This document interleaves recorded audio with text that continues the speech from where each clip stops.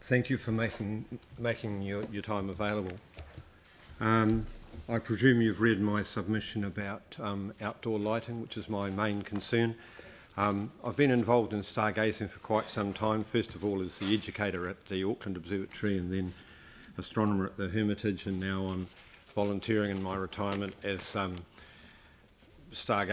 stargazer at Mount Pleasant, Matariki and Red Zone stargazing and so forth, and helping keep Travis wetland suitably weeded and planted. But my main concern is, of course, that we waste an awful lot of money putting light into the sky, especially from badly designed streetlights.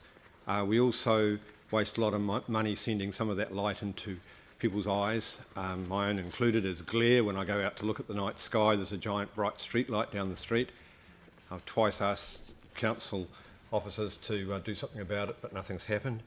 And so I'd urge you to bring in policies that, one, reduce the light levels, especially in suburban areas. Two, make sure that the light colour is more yellow than blue, because blue light has huge effects on the diurnal rhythms of insects, birds and so on, not to mention ourselves. I hope you all have the blue light killing thing on your smartphones. The odd nod, okay. And so if we're doing it for ourselves, the least we can do is do it for the rest of the living things around us.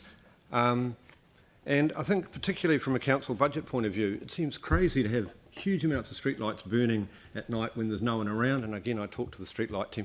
Oh, we might be looking at implementing those control thingies on top of the lights once we've got it all installed. And I sort of think, that's a bit late. Please trial out in my street next week and I'll help you get it set up if need be. That's probably all I have to say. Have you got any questions? Thank you. Questions? Pauline? Look, I remember when we were approving the LED conversions, and that was part of the information we were given, that they would be dimmable. Yes, they are indeed dimmable, but it's not actioned yet. Right. Yeah. So I think we could look into that. Yeah, thanks. Yari? Thank you. Yeah, I kind of, in reading your submission, kind of talk about having a clear lighting strategy for the city that hopefully informs us.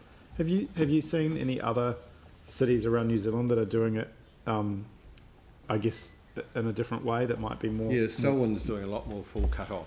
For example, Selwyn went to the big dark sky lighting engineers thing that the dark sky folks in the Mackenzie Basin put on. But no one went from Christchurch. So I think that your council officers would be well advised to get better educated on how to implement these things. I mean, there's a new variety of street lighting out. I won't go into the technical details. Yeah, I mean, we've raised it. I know NZTA require a certain amount, and we're told that they require it, and we can't change it.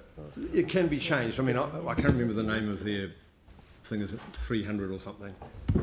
And it's 4,000. It can be the memo thing.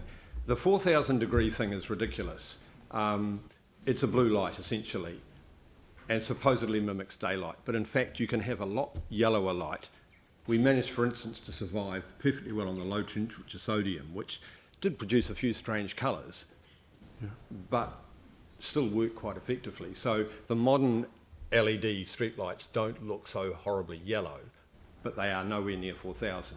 Yeah. They are a wee bit more expensive, but then if you dim them right down, they're probably no more expensive in the long run. Yeah, thanks. I have a lot of sympathy for your submission, so thank you. Thank you very much. Thank you. Much appreciated. Thank you. Next is can we give them the memo?